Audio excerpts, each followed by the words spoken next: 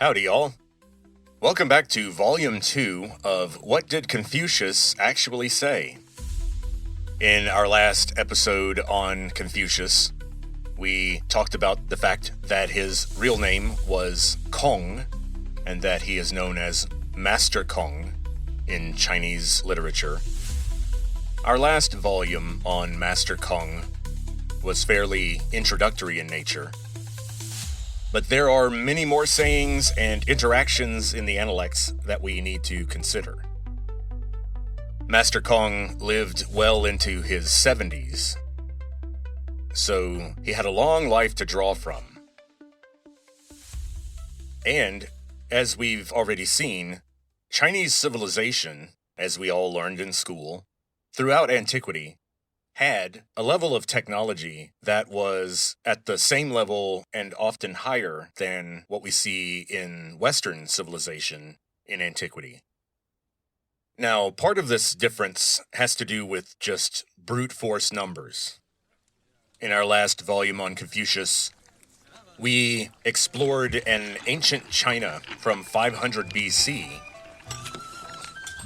and we could see that Chinese civilization was, at the time, heavily populated and highly urbanized. By the standards of 500 BC. Now, if you and I were to get into a time machine and go visit Confucius, we would perceive a very sparse agrarian population. But we're coming from our time period of endless mountains of people with loud and hungry mouths packed into steel and concrete and drywall cages. We come from an odd place in human history. But I do think that the primary advantage that Chinese civilization had over Europe in its early history could be summed up in just one word: stability. China had these long periods where large concentrated populations of people lived peacefully and productively in close proximity, with good communication in terms of safe roads, and an established system for mailing letters. China had this, and had more of it, and more consistently than in the West.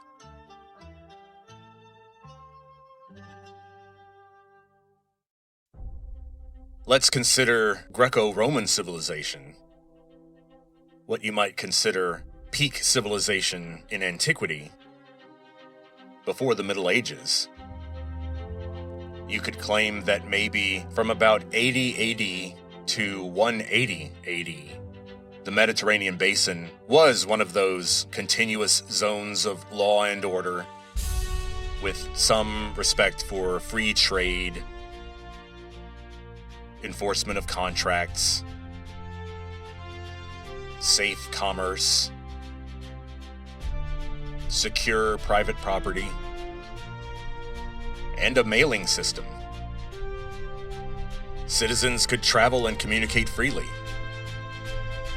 much to the chagrin of the Roman imperial government, because that is precisely how Christianity spread so far so quickly. Unfortunately for them, the Apostle Paul, formerly Saul of Tarsus, happened to be a Roman citizen, despite his Jewish ancestry. There's a story behind that, but we'll save that for one of the episodes about Western history. But just know that likely Paul's ancestors were prisoners of war that were taken during the time of Pompeius Magnus, Pompey the Great, in his original conquest of Judea that established Herod as the client king over the Jews. And just so you know, Herod was not Jewish at the time. He had to publicly convert to Judaism in order to take the throne. So I don't know about you, but that definitely gives him more of the odor of a political puppet rather than an actual king.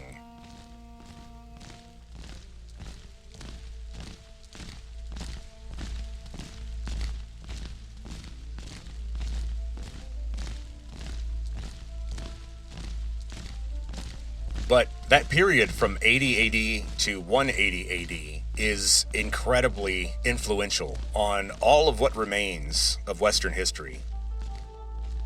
In the West, we talk about the Middle Ages. Well, middle of what? The term Middle Ages came around the same time as the Renaissance. Renaissance, which is just French for rebirth. Okay. Rebirth of what? Early modern Europeans began to see this peak of antiquity, 80 AD to 180 AD, roughly, as something that needed to be recovered, or restored, or brought back. And so they looked at the intervening years of all the Germanic kings and fighting over farmlands to force peasants to work. Germanic culture and all of its semi-chaotic tribalism and obsession over oaths and whatnot. They found the Greco-Roman world to be something more systematic and promising for the future. And so that is what was reborn in the Renaissance. The dream of antiquity.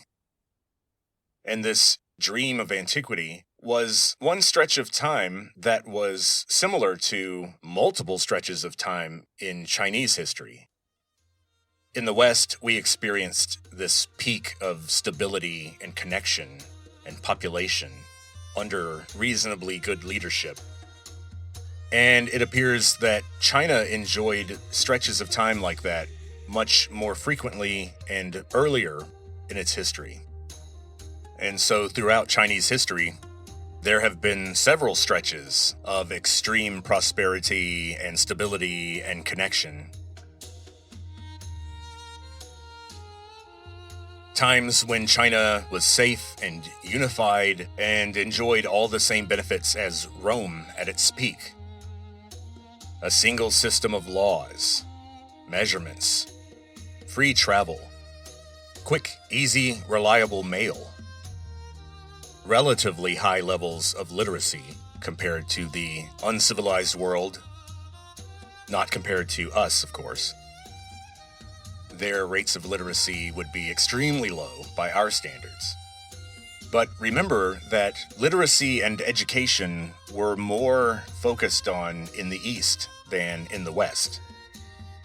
Now, maybe this had to do with the fact that in the West, we generally dealt with alphabets that were used to represent sounds on paper. Each little squiggle represented a sound your mouth could make, and you learned somewhere between 15 and 20 of those things, and you could write your language. No such luck in China.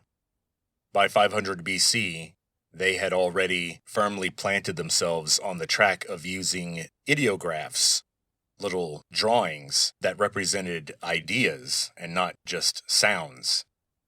And so you couldn't get away with 15 to 20, more like 1,500 to 2,000, and in modern China, 10 to 20,000. And so to have any level of literacy at all with this writing system, you have to have a more thorough education program than what you see in the schools of grammar and rhetoric in the Greco-Roman world. And you also begin to see more thought and consideration about how to educate people and what it meant to be educated. Because remember, as I talked about in another episode, our Western word, civilization, comes from a Latin word that describes the process of building cities and adapting to living in a city. And so the idea of streets and buildings and high population density are what immediately come to mind when we're talking about civilization. Now remember, the word for civilization, the equivalent in Chinese culture, is 文化. And you could argue that one translation, one quirky but accurate translation of 文化 is litericization. In other words, the Chinese saw their writing system, and by extension, their education system, as central to maintaining a society with high population levels where people interact in a way that is prosperous and safe. And so, amongst all this debate about how to train the youth and what are you supposed to learn, Chinese culture produced some thought on this subject that I think the West could have used a little more of. And the next saying from Confucius is one of my favorites, and it relates to this subject of, well, what does it mean to know things, and how do you learn things? And so let's hear Master Kong tell us a little bit about how should we study. How should we approach studying a new subject and thinking about it? Let's hear.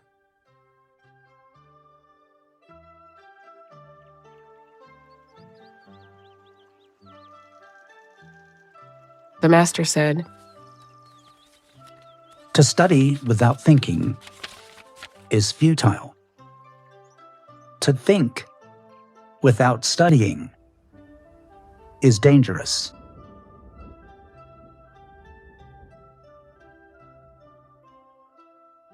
So now I think you can see why I like this statement. I'm a big supporter of book learning, as they say, but it's important to keep it in balance with practical understanding of the world. This dichotomy between thinking for yourself and then learning facts is an important distinction. In the West, our philosophical tradition has often focused on how these two blur together, and how a fact can be a product of interpretation that is the result of thinking in the absence of concrete practical proof. Aristotle points to a similar balance, not exactly the same, but similar. Aristotle's balancing act is not between introspection and learning, like Confucius. Aristotle points to a balancing act between theoretical knowledge and practical real-world knowledge. Aristotle says that if you want to move forward, you have to advance using both, kind of like two legs, the two legs of human progress. One leg is theoretical knowledge, for example, trying to figure out what the heck neutrons are, and then practical real-world knowledge, which would be, okay, now that we know what they are, let's build a gigantic, dangerous bomb. Let's build weapons based on our knowledge of neutrons. Well, there you go. Those are the two legs of progress, according to Aristotle. Because without the theoretical underpinnings of something, without the math, without the paperwork, it's very hard to build anything. But then at the same time, the guys who are pushing the pencils are useless without the guys who can actually do the welding and the wiring. Now, I think that if you consider what Confucius is saying, and if you consider what Aristotle said, that seems to point to the fact that the most effective people on Earth have a bit of both. These freakish monsters of competence are people who have one foot in both worlds. people who can do both. So, who are some good examples of that? Well, when I think of a monster of competence, one of those freakishly gifted and able human beings, I guess I'm not very creative in that because I'll go with one that might be a little cliched now. Neil Armstrong. Neil Armstrong, the American astronaut, there were some odd and unfortunate things about his career, and I believe that some of the things that he learned about the moon during the moonshot and the things that he was forced to keep secret when he came home bothered him deeply. And I think that you can see that his emotional reaction to being the first human to set foot on the moon just doesn't really add up. Sure, he was a very introverted, emotional, quiet guy, very connected to friends and family, but it still doesn't explain his strangely morose behavior immediately after the moon landing in 1969. Please go watch the press conference by Armstrong, Collins, and Aldrin when they first emerged from quarantine that they had to stay in after re-entering the Earth's atmosphere and crashing into the ocean after landing on the moon. Now, why was Neil Armstrong chosen? I think it's because he proved that he was one of those freakish monsters of competence. And one example occurred in 1966 during the Gemini missions. And it was Armstrong's first trip to space. He flew up in a capsule designed just for 2 astronauts, a very small, cramped capsule. And the purpose of the Gemini missions was to train the astronauts and prepare the engineering plans for the actual trip to the moon. And so the mission in 1966 that Armstrong and his partner were on was to go into orbit and dock with an empty remote vehicle called the Agena. Based on its spelling, in proper Greek it would have been Agena, but it appears that the people in the program called it the Agena. And so the Agena was in orbit. The Gemini spacecraft was supposed to go into orbit, dock with the Agena, to prove the mechanism and methods for docking vehicles in orbit. That had never been done. Something that you kind of need to be able to do well before you start using multiple stage vehicles to get to the moon. And so Armstrong and his partner dock with the Agena successfully, but then something goes wrong. They start rotating end over end. So in other words, you have to imagine the cone-shaped Gemini spacecraft connected to this rod-shaped object in space. And this long combination of vehicles is tumbling end over end. And so you can imagine the G-forces being experienced by the guys who are being slammed against the back of that cone in the Gemini space capsule. Now, what had happened was that a control thruster on the Gemini spacecraft had short-circuited and was just in the open position. And so it was spraying a small jet of gas into space. But over time, that was enough to increase the momentum. But at first, Mission Control was concerned that the wayward thruster that was causing the tumbling was coming from the Agena spacecraft. And so the first thing that the Gemini pilots did was eject the Agena so that the connection was broken. And they thought that, well, that way, if the thruster that was locked in the open position was on the Agena would start to tumble faster and faster and faster, but the Gemini spacecraft would not be subject to continued angular acceleration. And so they undocked from the Agena. But then the Gemini spacecraft started tumbling end over end even faster. In fact, it got to the point where their rotation was 1 tumble per second. So imagine that you're in this capsule, and there's a thruster in the nose of the cone that is in the open position, and it's spraying a jet of gas into space that is causing your spacecraft to tumble end over end. And once it gets to 1 tumble per second, the G-forces become a problem. And at that point, the 2 astronauts started to have trouble seeing because of blood flow to their eyes. And of course, they both knew that the next step was loss of consciousness. So here is Neil Armstrong in space. He can't see. G-forces are pinning his head and his arms against his seat. At this point, most humans would realize, oh boy, I'm about to go unconscious and then I'm going to die. I'm never going to wake up. This orbit will decay, and they're going to fish the remains of this capsule out of the ocean. Well, the thing is, Neil Armstrong was also a very good engineer.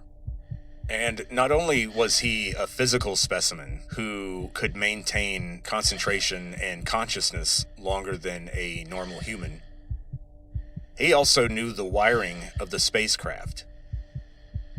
They say that Neil Armstrong would develop these things called one-pagers, where every aspect of the spacecraft was reduced to a page of material that he would memorize.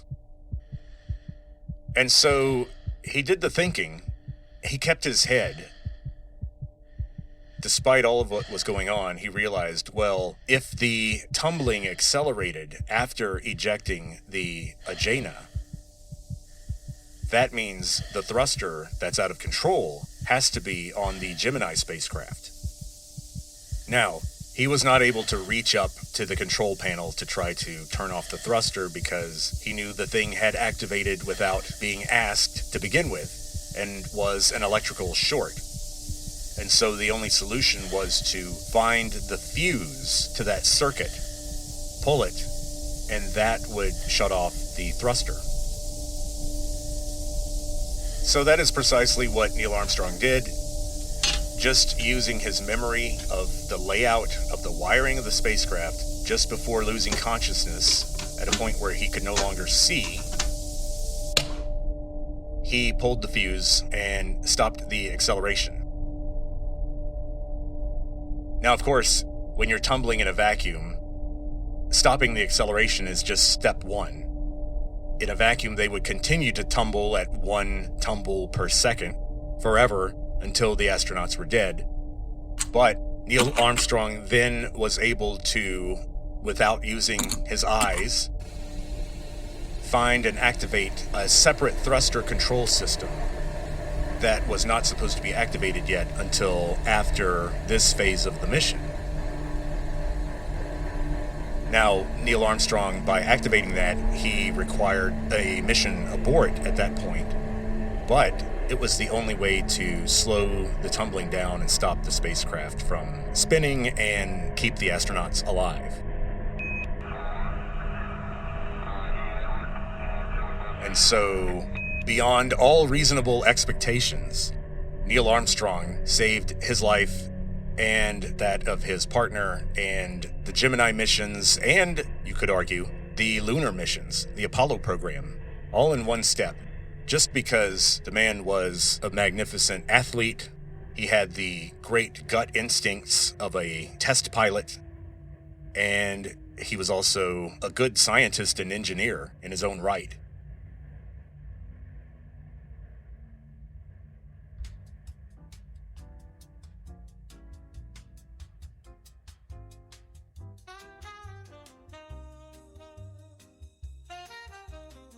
Another example of Neil Armstrong's competence showed why he was a very good choice to be the person who piloted the lunar lander and would be the first person to set foot on the moon. During the final descent stage, due to a variety of small errors, by the time the lunar module, the little bug-looking thing that they finally landed on the moon in, by the time that thing was in its descent toward the surface,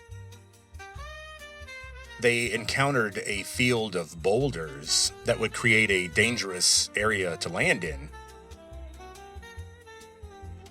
Neil Armstrong kept the lunar module flying much longer than what they had anticipated on paper. And in fact, he had less than 30 seconds of fuel left. And so he used his gut, his experience, his nerve as a test pilot, that even under all that pressure, he was going to choose a good landing spot. And he just knew down to the second how much fuel he had before they would just fall out of the sky and crash into the lunar surface and die. The amount of clear thinking this person can do under the most enormous pressure you can imagine is just mind-blowing. And the fact that he was such a brilliant engineer, while at the same time, this peak human who could actually fly the device better than other humans at the same time, was pretty impressive. And so it makes sense that he was the guy that they chose to go set foot on the moon and then come back and keep all the secrets about the fact that there was tons of stuff already up there and chemical rockets were obsolete by the 40s in reality. Neil had to fly these tube-like, clumsy chemical rockets better than most humans, and I still salute him for that, even though electrogravitics could have gotten us to the moon in seconds. Now, one thing I can't help but notice about Confucius is that I think he may have been frustrated about the lack of practical experience that he ended up gaining in his life.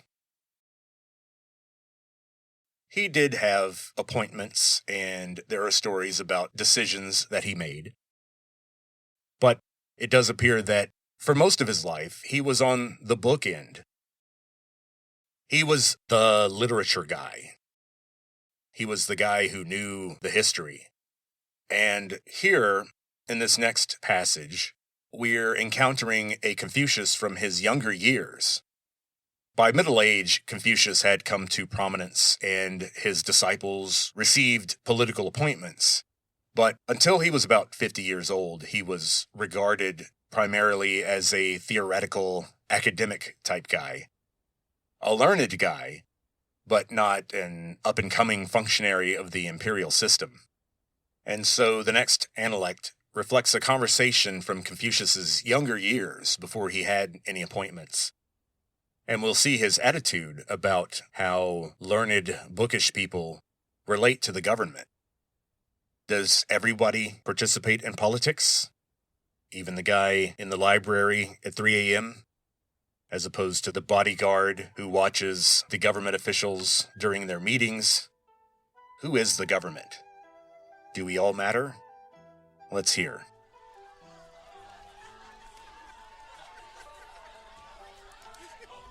Someone said to Confucius, "Master, why don't you join the government?" The master said, In the documents, it is said, only cultivate filial piety and be kind to your brothers, and you will be contributing to the body politic. This is also a form of political action. One need not necessarily join the government. And so in this analect, we see that Confucius politicizes life itself. He believes that the foundation of the government is the regulation of private life. That's a stark difference from how we think of it today. Because Confucius doesn't even believe that this regulation of private life should come from a government. He thinks that in the best societies, the government doesn't regulate that sort of thing, even though it's super important. That would be modern China, by the way. Modern China has developed AI systems using facial recognition and whatnot that monitor their civilians en masse as they go about their lives. But that's another story. That's very different from what Confucius would have approved of. In Confucius's system, this regulation of people's private lives was very strict, but the oversight was dispersed among the watchful gentlemen and their virtuous wives and their orderly households. Confucius believed in a phrase that we'll hear soon, restraining people with ritual. So what does that mean, to restrain people with ritual? This all goes back to an old Chinese word that Confucius used, li, kind of like L-I, and you have to say that I sound with a very low tone. It's the third tone in Mandarin Chinese. So to give you an idea of how important the tonality is in Chinese, I like to think of the syllable that we would write as S and I, S-I. Now, in the first tone, that would be pronounced S, S, and that would be the Chinese word for silk or a thread of some kind. And it has a particular character that goes along with it. Then the fourth tone with that spelling would be pronounced S. So instead of S, we have S. And S means four, F-O-U-R, the numeral 4, 1, 2, 3, 4, number 4.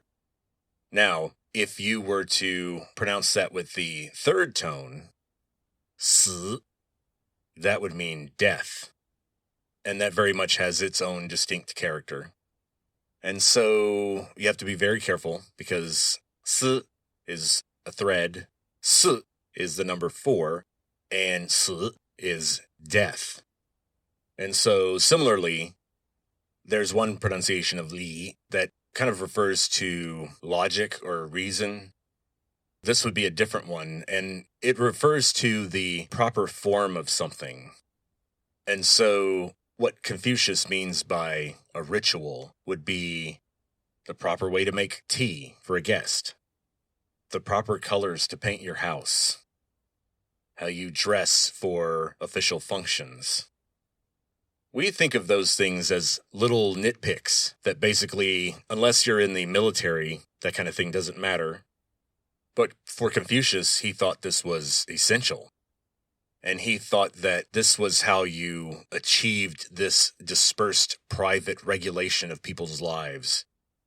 And his belief was that the leaders and the ancestors of a community developed the rituals, and then they trained the youth on how to perform the rituals. And as they hand down this information, that is what keeps society in order and what keeps it going. And I'm sure most of us know that ancestor worship was a huge part of Confucianism and ancient China in general. Confucius seems to have a fairly simple metric for a successful society, and it doesn't seem to be GDP. It doesn't appear to be economic development. It appears to be a metric based on the virtuous behavior of each individual in the community, and then its persistence or its stability. I think Confucius saw the purpose of a community is to continue, and that the purpose of the people in the community is to pass down what came before to the next generation. The goal of life is to persist. The goal of life is to die and leave behind what's going to continue the community. And, of course, Confucius wasn't aware of how long modern humans had been on Earth, or life in general. But if we combine what Confucius knew with what we know now, we can see that each generation of our ancestors successfully reproduced in an unbroken chain over the course of about 4 billion years. That's kind of impressive. Not a single one of your ancestors died before reproducing. Every single one of your ancestors survived to reproduce, and at least one of those offspring went on to successfully reproduce in their stead. And Confucius thought that it was important for each generation to see their place in that unbroken chain. In other words, Confucius believed that without that context of where do we come from and who were our ancestors, we literally become immoral people. He thinks that understanding one's place is part of what it means to be virtuous. That if you don't know who your ancestors are, you're a bad person. That's putting it kind of strongly. I can't find an analect that says that explicitly, but I do think that a disregard for history or being ignorant of where your community came from would reflect not a lack of intellectual curiosity, which is the way we would frame it. Confucius would frame that as a lack of morality. He would say, you can't trust that person. A person who doesn't care about history doesn't care about morality because they're related. One comes from the other. How do you know what the right thing to do next is if you don't know what your ancestors have been doing for all the time before you were born? You're just going to guess based on your own personal life?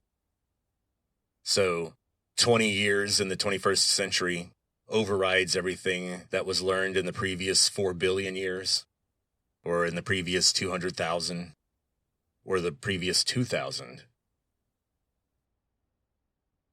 So if you thought that maybe I overstated Confucius's position earlier, let's listen to this next analect where he is pretty clear that the connection that a community has to their past relates to their virtuous behavior in their future. Let's listen.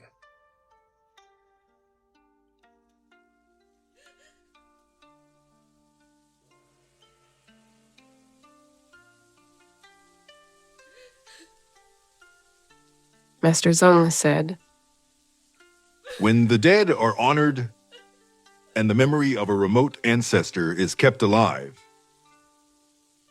a people's virtue is at its fullest.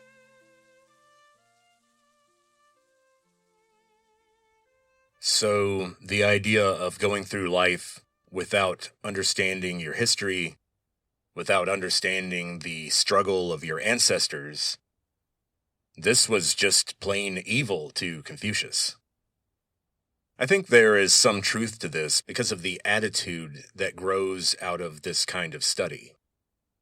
Because people that think about their ancestors and the actions of their ancestors are automatically thinking about things like mortality, morality, their community and the other humans that are in it. They're thinking about their connection, how they plug into their history, and what legacy they're going to leave behind. And it leads you to think about, what are my duties in life? What should I be doing? Do I have any duty to this community? Well, I think that a rational person at some point will say, yeah, of course I do. The community is the only reason I have food to eat or that I know how to read. So I think we have to look at these rituals in the light that Confucius did. In other words, when he saw people placing little sacrifices or offerings at the tombs of ancestors, he is not seeing a servant bowing and scraping to their master to please the ego of their ancestors' spirit, to show how debased and obedient they are.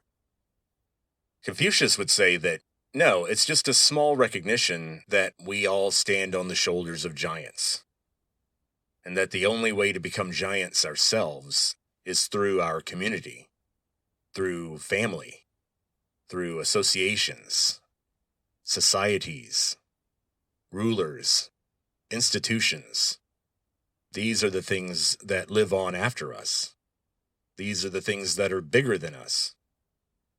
And I think Confucius would be annoyed by the interpretation that a person who is worshiping their ancestors is debasing themselves or seeing themselves as lesser than.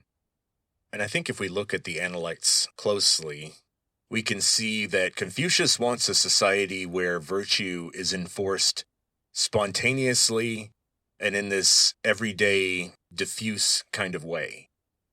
He doesn't believe in big laws and institutions and threatening people with the death penalty. In other words, he's not Roman. Confucius thinks that the best society doesn't need compulsion. It wouldn't need legal threats. A virtuous, industrious people doesn't need economic incentives to do the right thing or the prudent thing. So Confucius thinks that the most important thing is this hunger for knowledge and virtue and true prosperity that is situated inside each individual. In other words, wealth is properly stored inside families and communities. Wealth should not be stored in institutions or nation states. And so, in this kind of government, you have to have the consent of the governed. Confucius is laying out the prescription for a very voluntary society. A voluntary society ruled by these learned, virtuous men.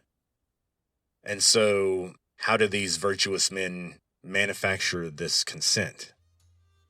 How does Confucius expect the leaders to get people to follow their orders without threats, without economic incentives? Well, luckily for us, someone did ask Confucius that very question. Duke Ai asked, What should I do to win the hearts of the people? Confucius replied, Raise the straight and set them above the crooked, and you will win the hearts of the people. If you raise the crooked and set them above the straight, the people will deny you their support.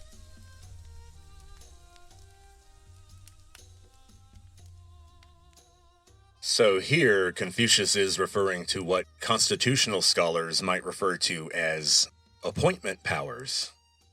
In our form of government, the executive branch has tremendous power to appoint people for all kinds of things. And the executive can use this power to reward people that the people love, or punish people that the people don't like. The executive can use the record and reputation and beliefs of the people they appoint, or officially honor, as a way to show himself or herself as the champion of the values of the people they want to lead. This whole discussion about how to gain the consent of the governed, in other words, how much of a dictator can I make myself without having to invest in hiring more goons and buying more guns and body armor? How do I get people to actually want to be my subjugated masses? Well, our old friend Niccolò Machiavelli, our Italian political thinker from the Renaissance, wrote a political treatise that we refer to as The Prince, Il Principe.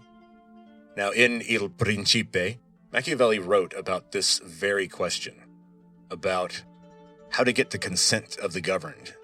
And in particular, Machiavelli was wondering whether this would-be dictator should set out to be loved by the people or feared by the people. Could you be both? How does that work? Let's hear this quite different voice, Machiavelli, from almost 2,000 years after Confucius. Let's hear what he has to say. Here a question arises. Whether it is better to be loved than feared, or the reverse. The answer is, of course, that it would be best to be both loved and feared. But since the two rarely come together, anyone compelled to choose will find greater security in being feared than in being loved. Love endures by a bond which men, being scoundrels, may break whenever it serves their advantage to do so. But fear is supported by the dread of pain, which is ever present. All right, that's more like it. Welcome back to Western civilization, baby, where the dread of pain is ever present. We don't trust anybody over here. Now, I'm making a big deal about this distinction between Eastern and Western civilization, only because it matters a lot the farther back in time you go. The closer you get to the Ice Age, the more there is a real distinction between the East and the West in terms of human civilization. After all, Confucius had no clue who Homer or Achilles were, and the first Chinese emperor had no idea who Marcus Aurelius was. Now, in the 21st century, this distinction is very fuzzy and very uneven.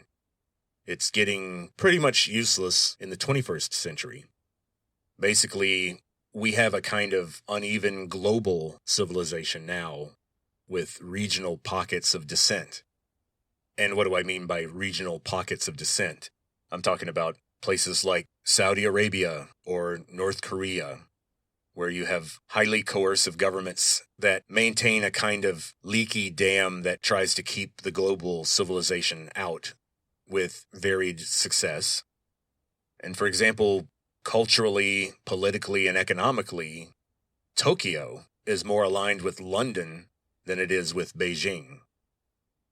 So there is no big geographic wall that separates East and West now, thanks to technology. And so East and West, starting in the 20th century, slowly started to bleed into one another and cross boundaries and erase old barriers. And this will continue, of course. And what's interesting is that as East and West bleed together and recombined into one global human civilization, that means that it's more important than ever to look at people like Confucius or Machiavelli and see where they agree and disagree, because both East and West have always been trying to solve some of the same problems. In other words, if I'm a wealthy elite and I have a chateau or a castle or an enormous farm, and I need to keep the peasants working quietly so that I can finish my book of poems, how do I do that? And how do I do that without having to, once again, hire goons and have public executions and that sort of thing? How do I convince them to just work themselves to death so that I can buy my third home? I mean, I wouldn't want to have to do something as uncouth as beat someone or threaten them with violence. That would really put me out of my mood for my poems. And I wouldn't want to have to hire someone to do the beating for me. That's expensive. So, what methods should the elites use to obtain obedience from the peasantry? How do you get people to do what you want, even when they don't want to? Well, we know how to get obedience from the elites themselves.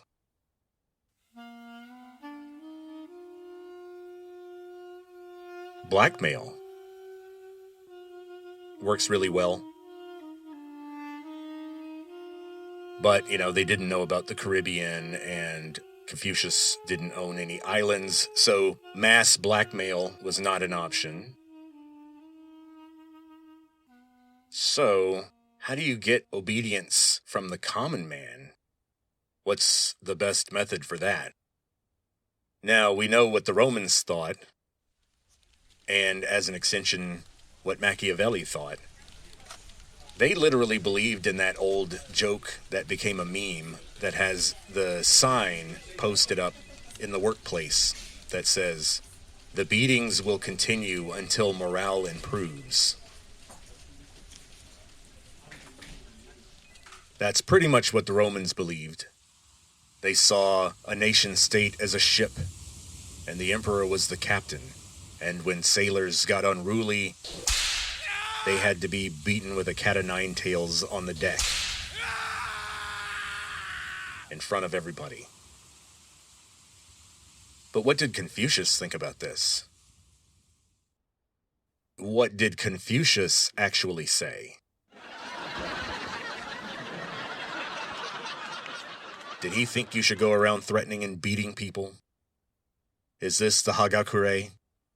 Is he recommending that a gentleman carry a razor-sharp sword on his hip at all times in case someone disrespects him? As you might suspect, Confucius is a lot more laid back than that, and his prescription is interesting.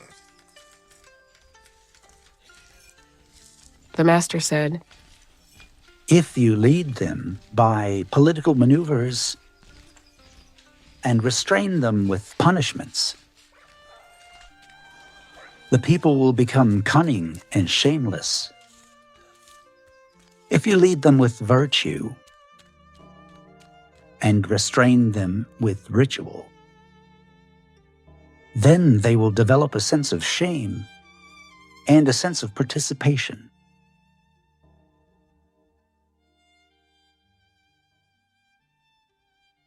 So, the plot thickens. Confucius is putting his cards on the table here. He's giving us his solution to the age-old chicken and egg question, one that Machiavelli touched on earlier. Are people cunning and shameless because they've been tricked by politicians and tortured and imprisoned? Or do politicians constantly lie and torture and imprison people because people are so cunning and so shameless that cold-blooded cruelty is the only way to lead them? What if our leaders are liars because only liars can lead liars? What if violent, cruel psychopaths end up in charge so often precisely because that's the only way you can rule cruel, violent psychopaths, is by finding the strongest and most violent psychopath and put them in charge? Is that the situation we're stuck in? Well, Confucius would say no. Confucius would say there's another way. Ritual. That's the magic word. And we're going to leave off here for today. But in the next episode on Confucius, we are going to talk about this concept of restraining people with ritual. The word ritual that we're using here is, as I said before, it's a translation of the Chinese word li, and it refers to the proper way of doing something, the proper way of inviting someone over to dinner, the proper way to dress for a meeting with the Duke, the proper way to write a letter. What kind of gift should you bring to a house dedication ceremony? Confucius believed that these simple acts and the form and the restrictions that we put on them formed the basis of a good society. That a good society was just a community where people practiced li, and a society without li was doomed to become a disgusting zoo that puts all the worst human behavior on full display. In other words, the society we have now. I would say that our society has no li, 我们没有li, and what I mean by that is that in our society, there's no proper way to do anything. There's no rule about texting that I can summon to shame some 20-year-old about the choice of emoji that they used when they texted me. Capitalization and spelling is not something we really concern ourselves with. And never mind writing and texting. There's no level of shaming you can really do to make anybody wear more clothing in general, or different clothing. In our society, we no longer agree that underwear is underwear. Underwear can be outerwear because in our society, everybody is different. Even though the science screams at us that no, we're not. We're all just combinations of the same 5 archetypes. People are not that different. We're depressingly similar. The marketers had me pegged a long time ago. Aging Gen X Austin hipster. That tells you all kinds of things about the products I buy, what kind of car I drive, what kind of music I listen to, what kind of movies I'm going to go see. Confucius would say that these little arbitrary rules about how to write or walk or talk or dress, he believed that humans could not get along without those rules. And more importantly, the rules are important because they allow you to spot who is the more sociable and conscientious person. And you can spot those people by how well they conform to those rules. And the more complex and voluminous the rules, the more of a hurdle it is to jump through, the easier it is to spot the people who can do it. It's a character test. For Confucius, looking at someone's wardrobe is a character test. Listening to someone's speech patterns for Confucius is a character test. And we're not talking about the size of their vocabulary. As we heard earlier, Confucius was not interested in eloquence. Confucius would be more impressed with saying the right greeting to the right person at the right time.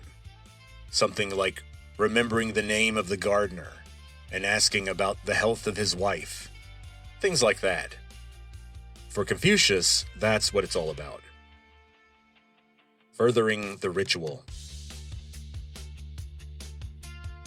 Handing it down to the next generation through example. For Confucius, that was government. That's leadership. That's the core function of a society. Not some scroll where someone wrote down the Constitution, the parliamentary rules about how we're supposed to form our laws. We don't see it that way now. But maybe Confucius had a point. After all, as I pointed out, Chinese civilization did enjoy those periods of stability more often than in Europe or the Mediterranean. Maybe their focus on doing the basic stuff the right way and enforcing cultural uniformity was the actual trick. And maybe the West, with our focus on edge cases and the boundaries between belief and knowledge and the gray areas between facts and opinions, and also enforcing a kind of cultural atomism where the individual was central and sacred. Maybe the West made a mistake by going that direction. Maybe some of those cultural trends tended to trigger instability in the West that we didn't see in the East. But history is so messy. Human societies are so full of so many individual economic and even ecological variables that have their say. It's really hard to isolate one element and say, aha, this is the causal thread. This is why this is the way it is. That's pretty much impossible. We'll definitely look more into this next time. And in particular, we will talk more about Li, about Confucius's concept of ritual. And next time, we'll talk more about Confucius and his friend Yanhui and some other details about his life, the ones that we can dredge up out of the murky depths of history. And so, until next time, keep restraining yourself. Use rituals if you have to. Make up some new ones. Hand them down to the young people in your community. But until then, I'll talk to you later.